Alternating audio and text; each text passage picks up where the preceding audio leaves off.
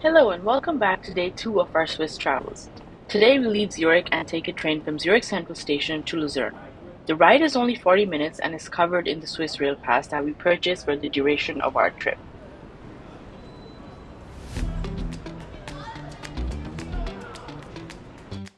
One tip that I have for you is to sit on the left side of the train, because that's where the views are and that's what you need to see.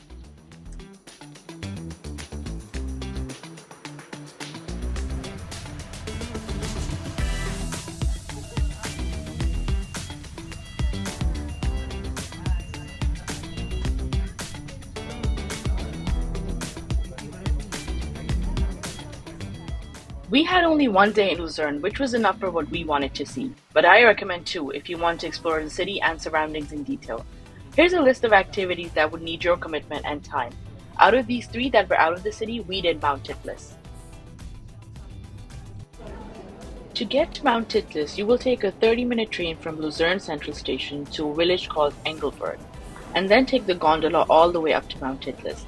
You don't need to book in advance really. The Swiss Rail Pass, however, does give you a 50% discount on all gondolas and attractions, so that's another benefit of the pass.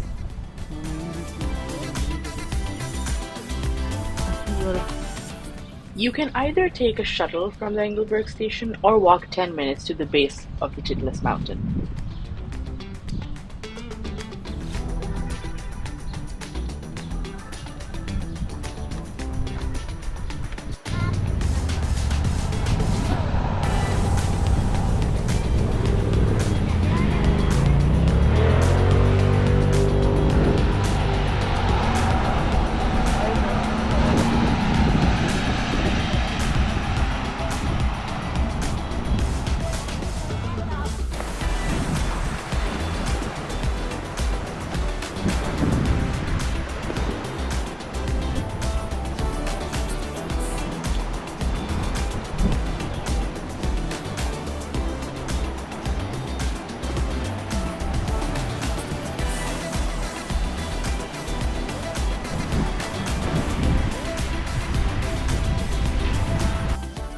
Titlis is a mountain of the Uri Alps, located on the border between the cantons of Obwalden and Bern.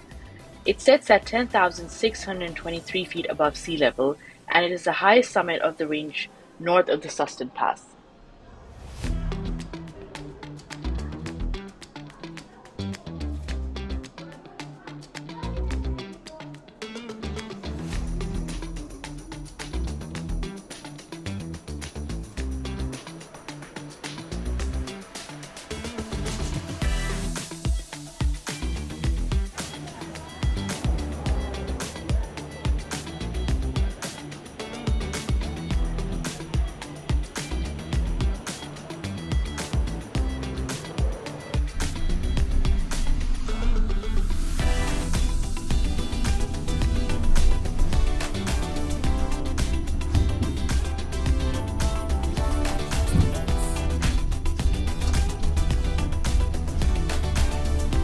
To say by the time I get back up 5 minutes ago, it is still good. But then go to the fifth floor on the left side lift, or the fourth floor, walk up one and go straight outside. Then after you can relax at the restaurant, whatever. But I don't want anybody to miss if you want to film the Alps. If it's the first time.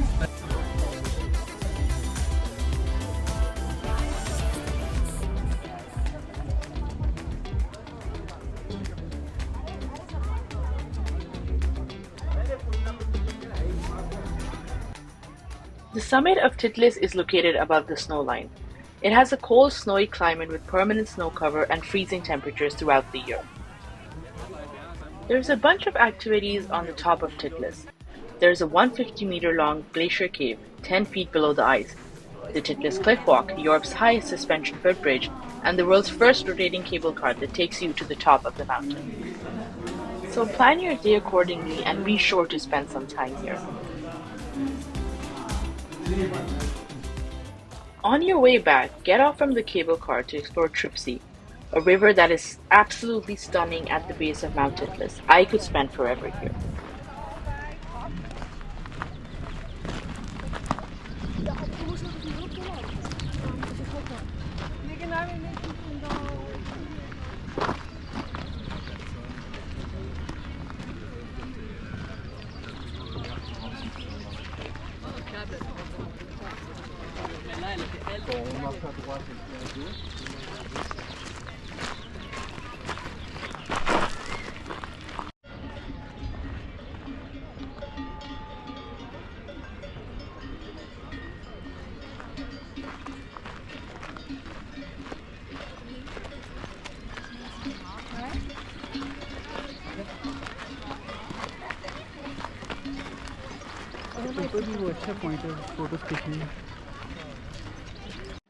Back to Luzern, it's now time to explore the city. You can pause here and take a note of all the must-see attractions in the city and try the top-rated, absolutely worth every penny cheese fondue at Stadtkeller.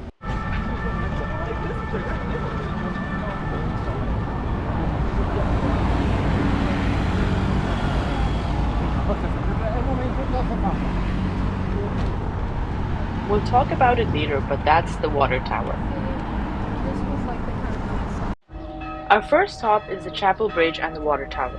The Chapel Bridge, built in 1365, is part of Luzern's fortifications, and it is 200 meters long. It is the oldest wooden bridge in Europe and the world's oldest surviving truss bridge.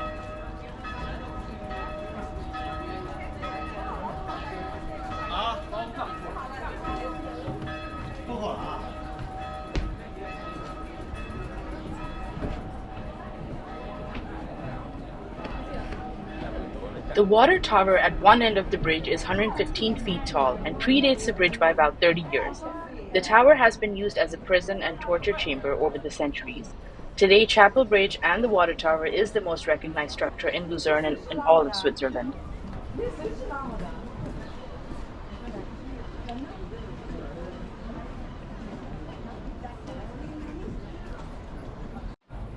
These interior paintings date back to the 17th century, although many of them were destroyed in a fire in 1993, but they were eventually restored.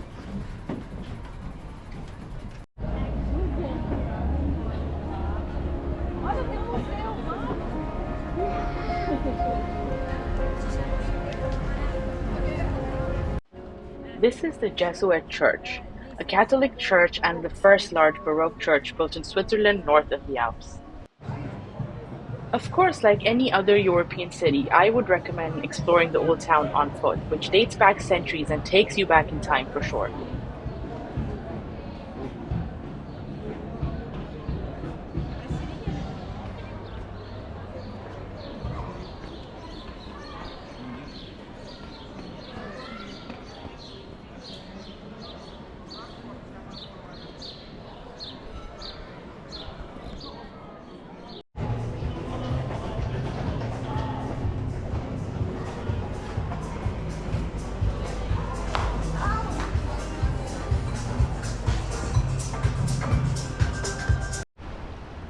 Take a short walk along Lake Luzern to explore the city and all the way up to the Musegg wall and towers.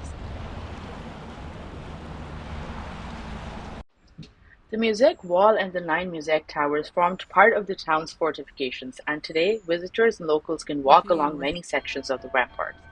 The best view of the lake basin can be enjoyed from the path that runs along the Musegg wall.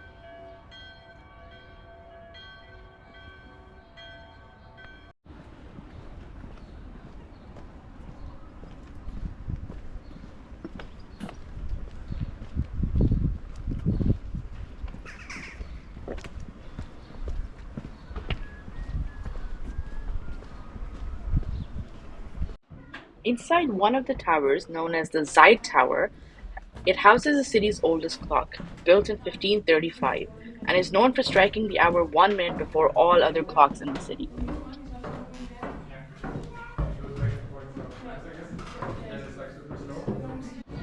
Our next stop, the Lion Monument.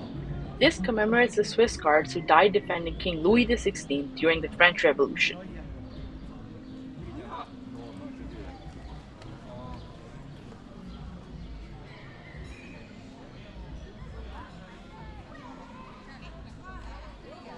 The monument, a rock relief carved by Lucas Ehorn, depicts a dying lion pierced by a spear, symbolizing the sacrifice of the guards.